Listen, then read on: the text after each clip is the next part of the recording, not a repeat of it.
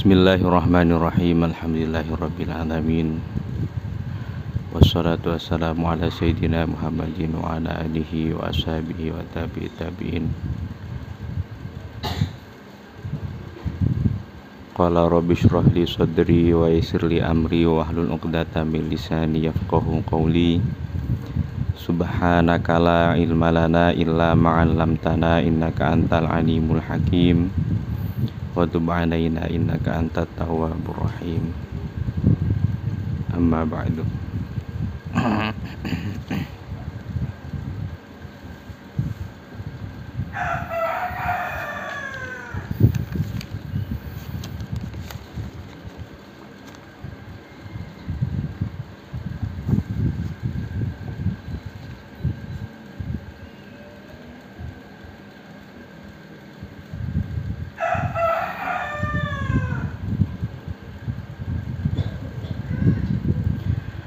Bismillahirrahmanirrahim.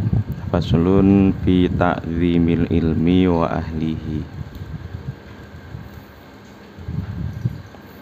I'lam bi anna talibal ilmi la yanalul ilma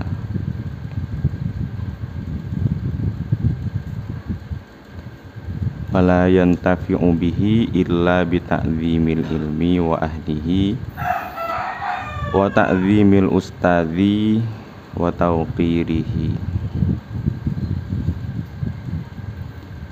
Qila ma wasala man wasala illa bil hurmati wa ma saqata man saqata illa bi tarkil hurmati wa ta'zimi wa ma saqata man saqata illa bi tarkil hurmati wa ta'zimi. Wa qila al-hurmatu khairun minat ta'ati. Ala tara innal insana la yakfuru bil ma'siyati wa innama yakfuru bitarkil hurmati. Wa min ta'zimil ilmi ta'zimul muallimi. Qala Aliyun karramallahu wajhahu, ana abdu man 'allamani harfan wahidan insya'a ba'a wa insya'a ataqa wa insya'a istaraqa.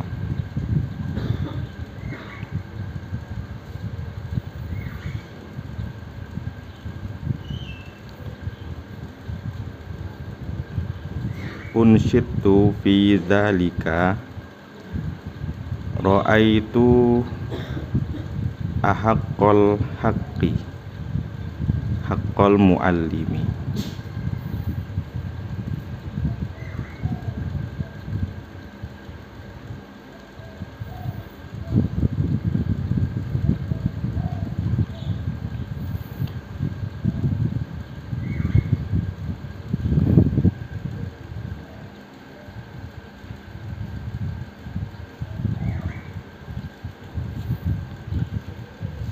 Wa aujabahu hifdzan ala kulli muslimin.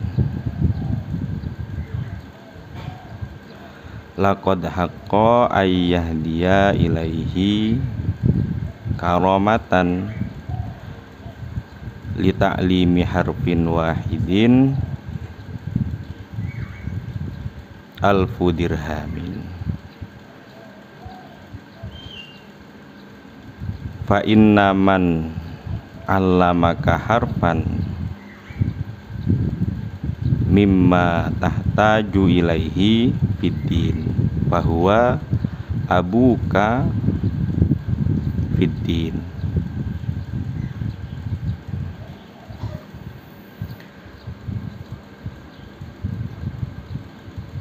Satu pembahasan tentang ta'zimil ilmi wa ahlihi.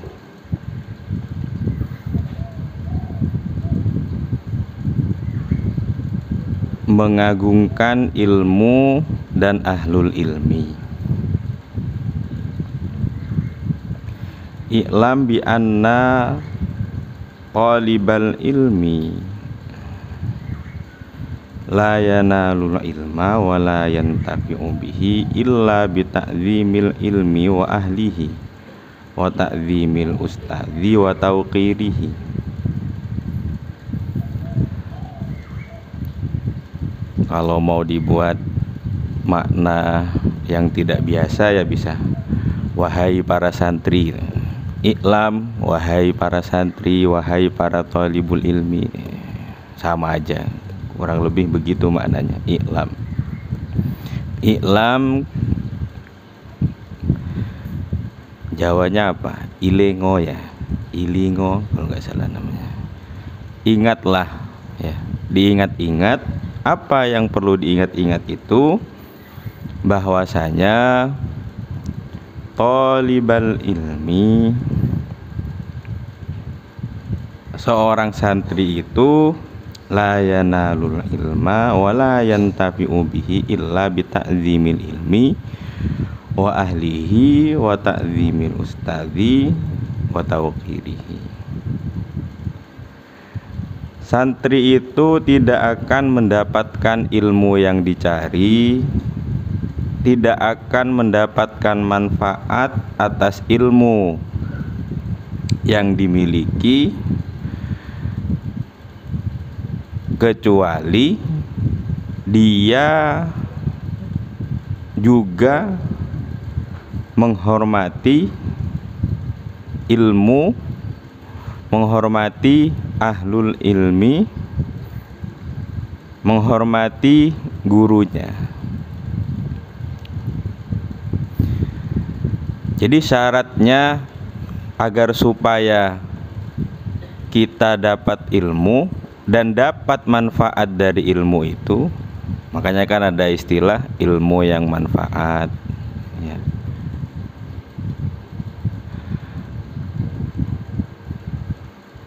Baik itu bagi dirinya sendiri maupun bagi orang lain.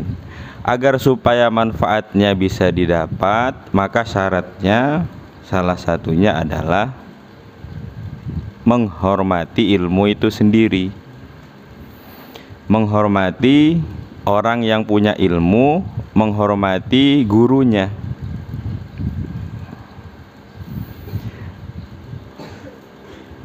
Menghormati ilmu salah satunya bagaimana?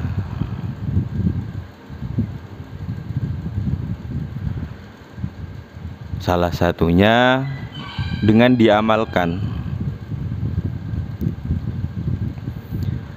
Karena itu hak dari ilmu yang dimiliki. Jadi kalau kita punya ilmu, haknya diamalkan. Kalau haknya tidak diberikan atau ilmunya tidak diamalkan, berarti ada satu hal yang nanti menghambat kemanfaatan ilmu itu sendiri. Yang paling sering dan saya harap tidak terjadi sebetulnya, karena kita untuk belajar ilmu dari para ulama salafun sholih kan tidak mungkin bertatapan langsung. Beliau semua sudah banyak yang meninggal, udah dari beratus-ratus tahun yang lalu bahkan.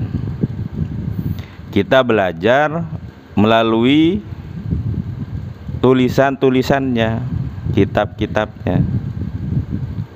Maka sebisa mungkin, harusnya bahkan tulisan-tulisan tentang apa yang beliau ajarkan itu juga dihormati. Karena itu bagian dari menghormati ilmu.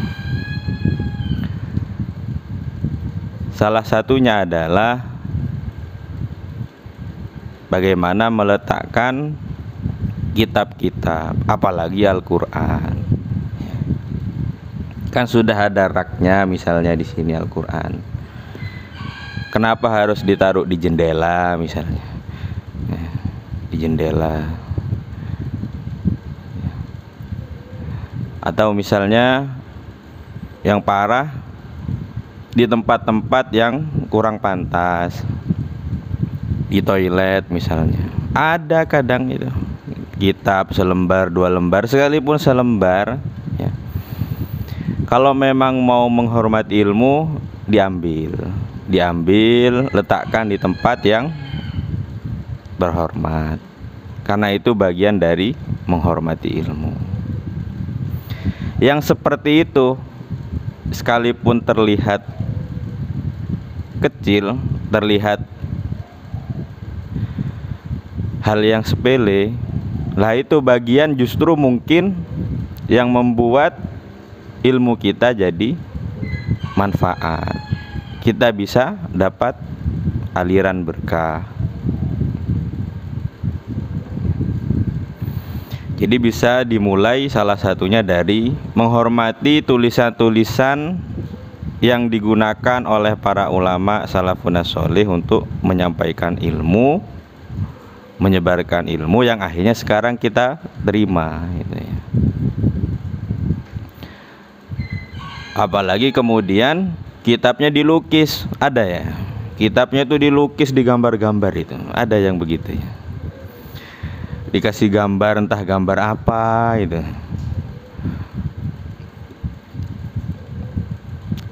Kalau bisa ya pakai buku lah atau kertas apa yang lain.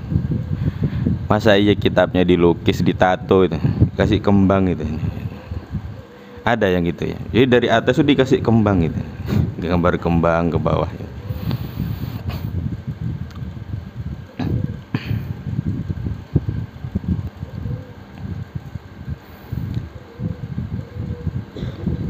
Jadi syaratnya yang pertama menghormati ilmu itu sendiri. Di samping mengamalkan, ya wasilah kita mempelajari ilmu melalui kitab-kitab salafun sholih, maka karena disampaikannya melalui kitab-kitab itu, kitabnya juga yang dimana di dalamnya ada ilmu-ilmu yang beliau ajarkan juga dihormati. Jangan sembarangan, nentengnya terutama ya. Nenteng kitab itu ya, masa disamakan kayak sampean nenteng sandal ya.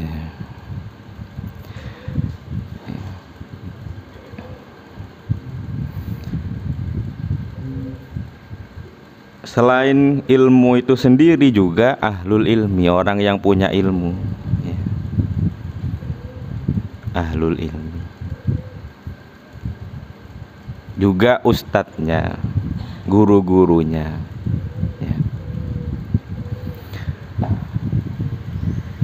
Maka kalau syarat-syarat seperti menghormati ilmu, ahlul ilmi, berikut juga ustadz, guru-gurunya, itu tidak dilakukan,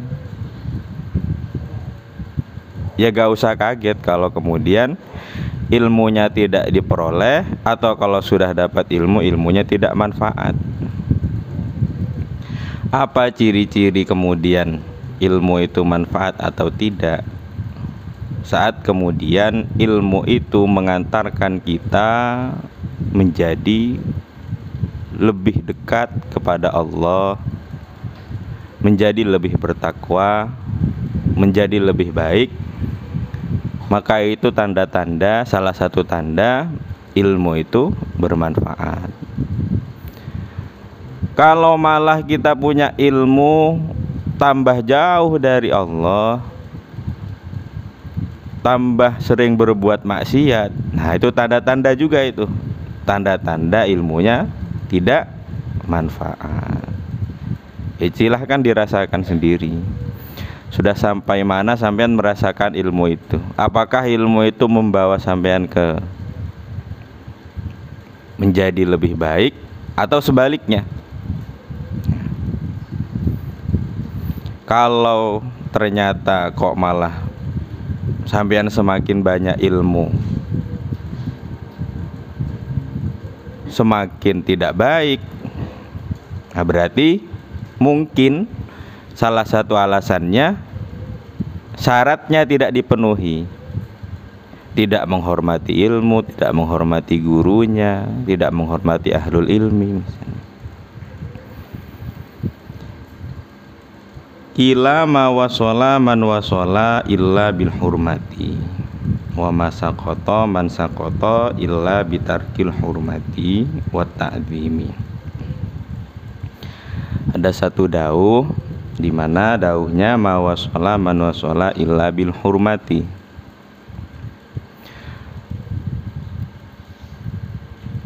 Santri itu tidak akan mencapai tujuannya melainkan dengan menghormat. Ya tadi itu, menghormat ilmunya, menghormat ahlul ilmi, menghormat gurunya. Wa masaqata man saqata illa bitarkil hurmati wa ta'zimi. Juga orang yang jatuh, kalau di dalamnya itu kan dari tingkatan yang mulia, seseorang itu tidak akan jatuh dari tingkatan yang mulia melainkan dia meninggalkan meninggalkan mengagungkan, ya tadi ilmunya, ahlul ilmi dan gurunya. Sekalipun sudah pintar, juara ya juara misalnya berbagai lomba, kok kemudian itu kan seakan-akan kalau juara wah top udah, seakan-akan kelihatannya kan seperti top itu, seperti wah gitu. Dengan sendirinya akan jatuh dari posisi dihormati itu saat ilmunya tidak dihormati, ahlul ilmi misal yang ada di sekitarnya, atau saat berjumpa, atau yang parah kemudian kadang nama-nama dari para pengarang kitab itu dibuat guyonan misalnya itu. Misalnya gurunya juga tidak dihormati,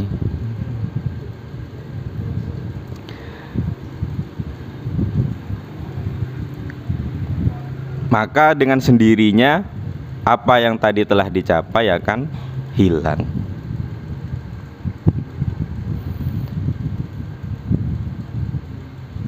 Wakila al-hurmatu khairun minat ta'ati.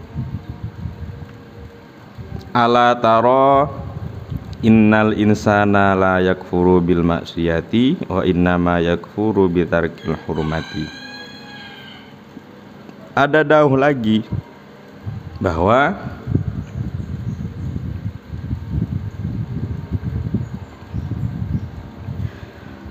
menghormat itu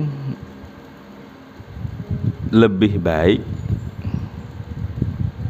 daripada taat.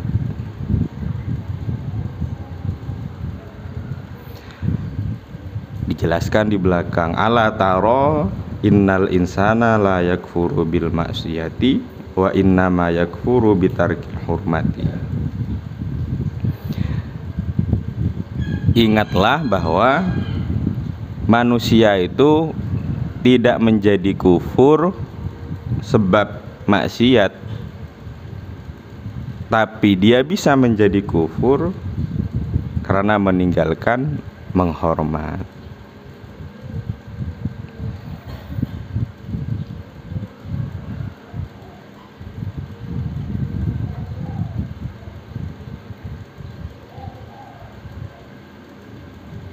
Jadi dua hal, menghormat dan taat, dua-duanya sebisa mungkin sama-sama dilakukan, sama-sama dimiliki.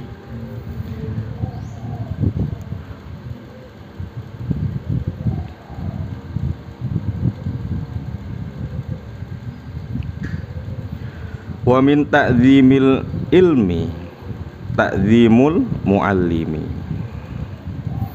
Bagian dari menghormati ilmu adalah menghormati gurunya. Ya. Qala Aliyun karramallahu wajhahu, ana abdu man allamani harfan wahidan insya'a ba'a wa insya'a ataqa wa insya'a istaraqa. Sayyidina Ali karramallahu wajha dawuh soal menghormati guru. Dawuh, ana abdu man allamani harfan wahidan, saya ini hambanya, budaknya orang yang telah mengajarkan ilmu walaupun itu hanya satu huruf.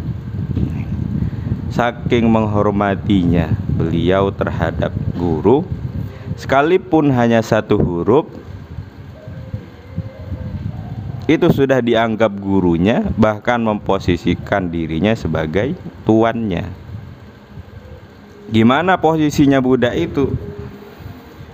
Insya'a ba'a wa insya'a ataqa wa insya'a istaraqa. Ya kalau mau dijual ya dijual, kalau mau dimerdekakan ya dimerdekakan, kalau mau dibeli ya dibeli. Maksudnya apa? Manut. Nah, kira-kira itu intinya. Manut apa jalan yang ditunjukkan oleh gurunya. Itu maksudnya kira-kira. Manutlah pada gurunya, apapun bagaimana guru itu menunjukkan jalan pada kamu, ya manut, ikutin, kira-kira begitu. Ya tentu nggak perlu dijelaskan ya, selama itu dalam hal yang baik, ya nggak perlu dijelaskan lah, saya rasa untuk itu.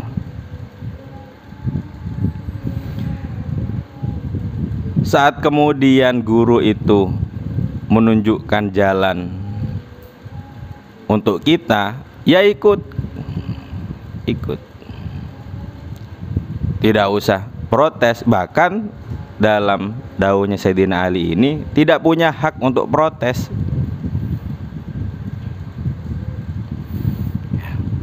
Bagaimana kemudian Sayyidina Ali memposisikan gurunya sampai seperti itu.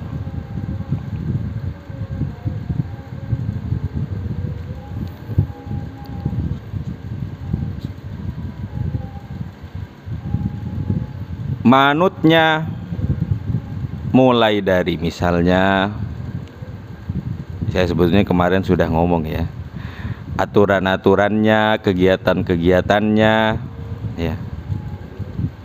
Misal ada pengumuman tiba-tiba santri libur Ramadan dihapus. Nah, gimana kira-kira? Kira-kira gimana?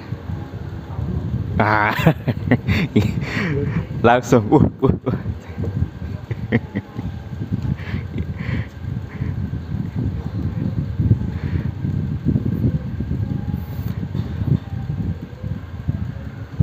ya, jadi kira-kira gitu gambarannya. Apa yang ditunjukkan jalannya, diikuti. Karena insya Allah jalan yang ditunjukkan oleh seorang guru yang memang layak menjadi guru, insya Allah merupakan jalan yang baik. Diikutin. Kegiatan misalnya, sudah biasanya gak ada kegiatan, tiba-tiba diumumkan kumpul ada pengajian, kumpul ada kegiatan apa. Wah, biasanya tanda-tanda kalau belum sepenuh hati manut itu ada ikutan di belakangnya itu. Nggih. Wah, biasanya ada wahnya di belakang. Bilang memang nggih. tapi di belakangnya ada wah, atau biasanya paling banyak biasanya gitu ya. Kalau masih ada ikutan di belakang-belakangnya itu ya berarti belum sebagaimana Sayyidina Ali memposisikan guru ya. Karena dari apa yang dijelaskan Sayyidina Ali memang nggak punya hak sebagaimana posisi budak untuk dirinya sendiri, nggak ada hak.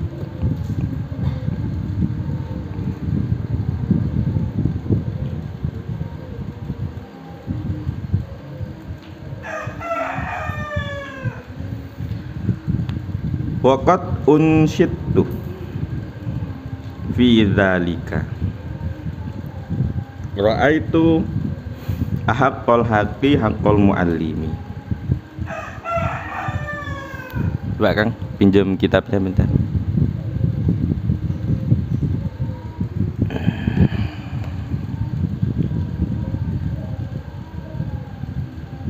Oh ya benar berarti. Waqat unsitu fi dzalika ra'aitu ahaqqal haqqi haqqal muallimi wa aujabahu hifdzan ala kulli muslimin laqad haqqa ayyahdiya ilaihi karamatan li ta'limi harfin wahidin alfu dirhamin fa inna man 'allamaka harfan mimma tahtaju ilaihi fiddin fahuwa abuka fiddin. Jadi ada satu syair yang dibacakan pada musannif tentang ta'zimul muallim. Ra'aitu ahaqqal haqqi haqqal muallimi.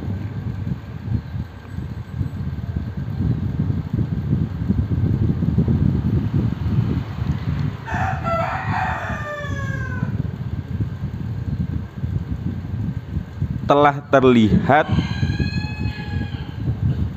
musannif di dalam syairnya itu dibacakan syair bahwa ra'aitu ahaqqal haqqi haqqal muallimi wa aujabahu hifdzan ala kulli muslimi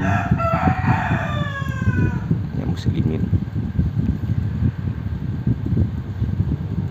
Telah melihat saya ahaqqal haqqi. Ini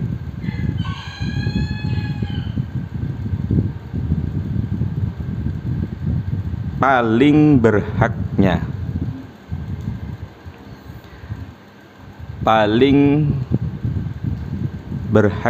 hak, artinya sangat besar haknya. Apa yang sangat besar haknya itu, atau siapakah yang punya hak besar itu? Haqqal muallimi, haknya guru.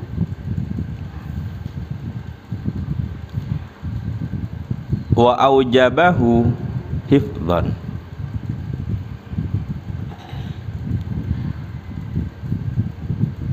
wajib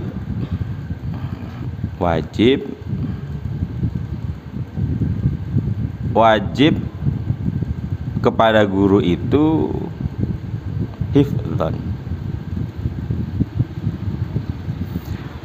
Wajib hifdzan, yang wajib itu hifdzan menjaganya, menjaga kewajibannya itu ala kulli muslimin,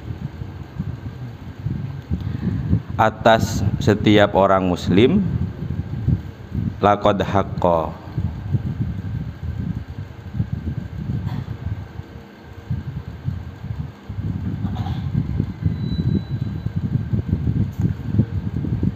itu berarti begini itu, wa aujabahu hifdzan.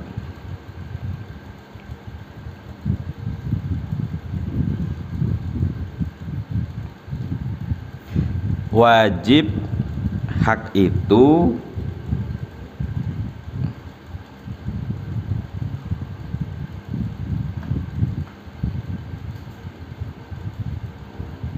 ya, wajib hak itu kepada muallim itu hifdzon, untuk ditunaikan, kira-kira begitu, untuk dijaga.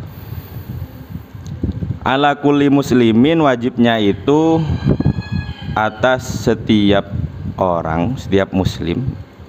Laqad haqqo, wajib, sungguh wajib, ayah dia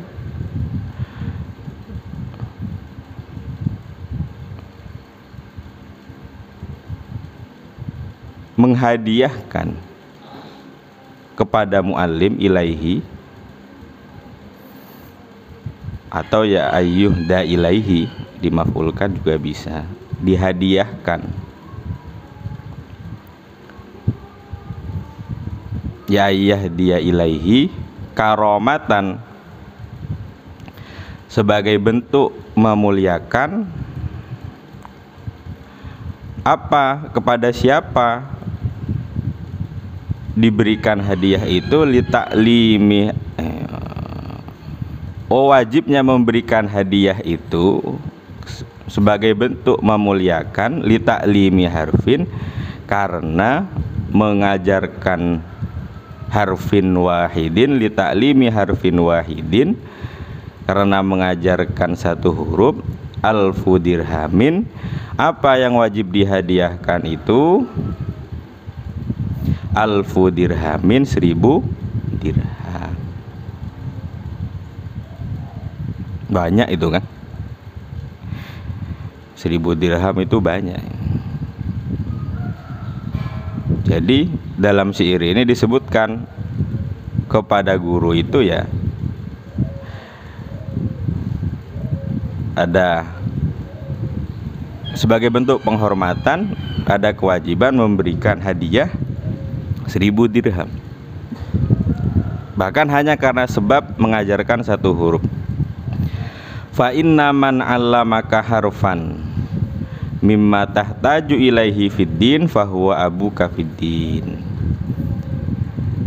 Maka sesungguhnya orang yang mengajarkan man itu kepada kamu, harfan, satu huruf saja, mimma tahtaju ilaihi, satu huruf dari apa yang kamu butuhkan, yang kamu butuh kepada ma itu, fiddin, dalam urusan agama, fahuwa abuka fiddin, maka man itu adalah abuka fiddin, ayahmu dalam urusan agama.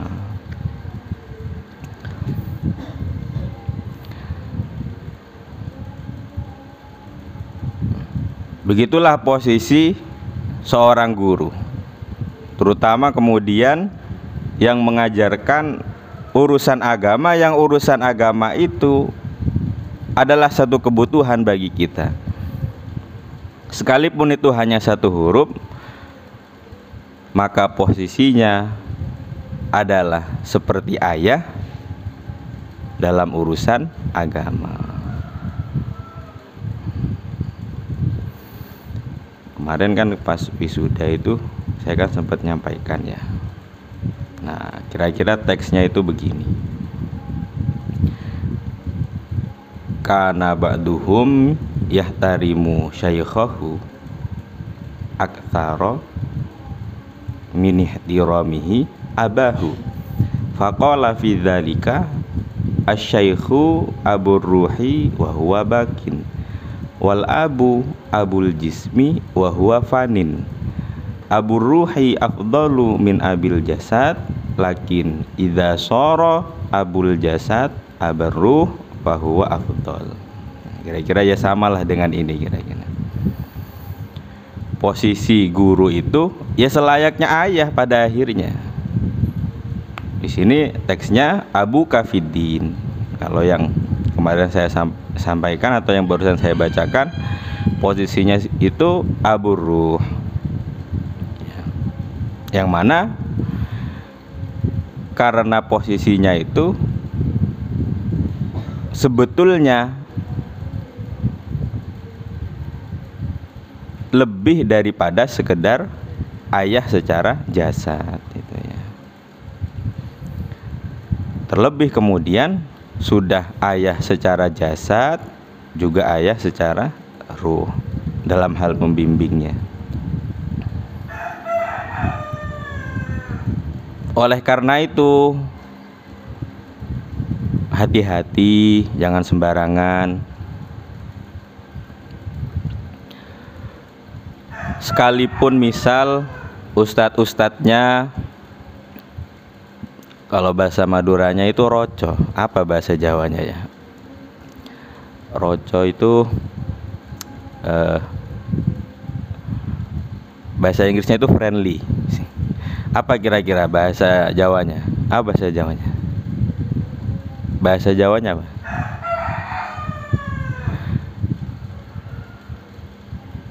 Apa ya? Bersahabat. Nah, memperlakukan kita secara akrab selayaknya sahabat. Nah, kira-kira begitu. Apa Jawanya kan?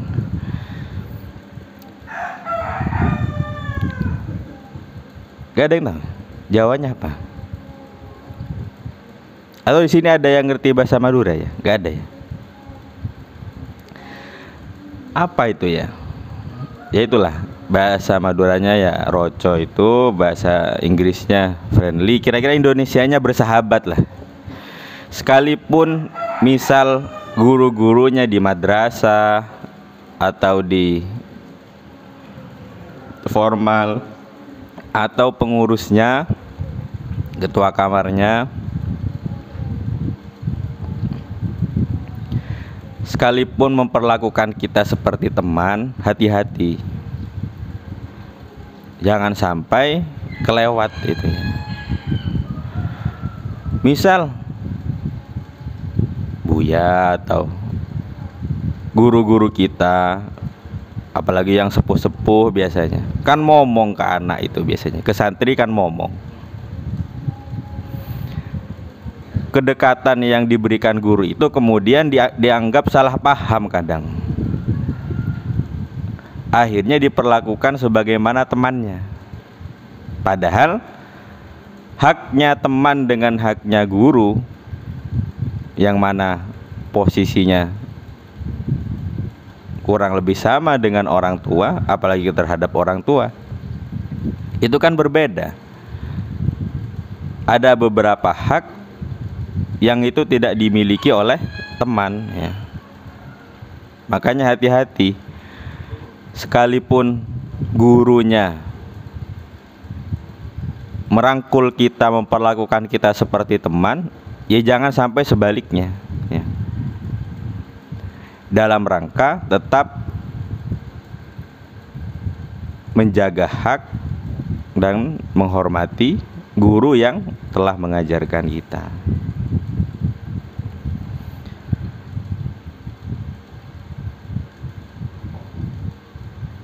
Lagi-lagi saya ulang, sebetulnya pertemuan kemarin sudah saya sampaikan.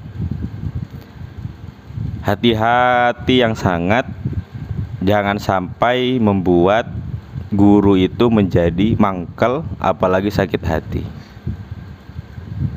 baik itu di diniyah maupun formal. Hati-hati, karena kalau sudah guru itu sakit hati, bukan hanya ilmu yang mungkin tidak didapat. Hati-hati yang sangat, jangan sampai menyakiti hati guru, apalagi yang banyak sekarang bukan hanya menyakiti hati, gurunya dibentak. Aduh, masya Allah, astagfirullahaladzim, subhanallah. Gurunya dibentak, dilawan gitu ya. Itu kan bagian untuk membimbing sampean. Kalau kemudian sampean dibimbing, ya dalam hal yang baik tentunya ya, dalam hal yang baik, kemudian sampean nolak, kan aneh itu. Sampean minta dibimbing ke gurunya, gurunya mau membimbing, sampean nolak. hati-hati dalam memperlakukan guru, hati-hati. Itu saja ya yang mungkin bisa saya sampaikan di pertemuan pagi ini. Lagi-lagi saya ingatkan, hati-hati, hati-hati.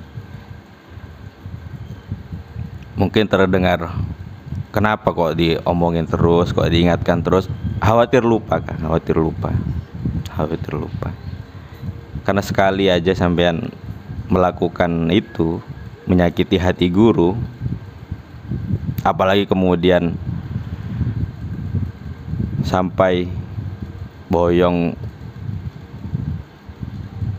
tidak minta maaf atau tidak meminta ridho, sampean bawa pulang ilmunya tapi gurunya tidak ridho, ya wallahu a'lam lah. Hati-hati, lagi-lagi saya ingatkan.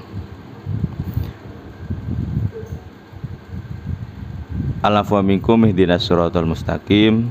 Wallahul muwaffiq ila aqwamit thoriq. Wallahu a'lam bishawab. Al-Fatihah.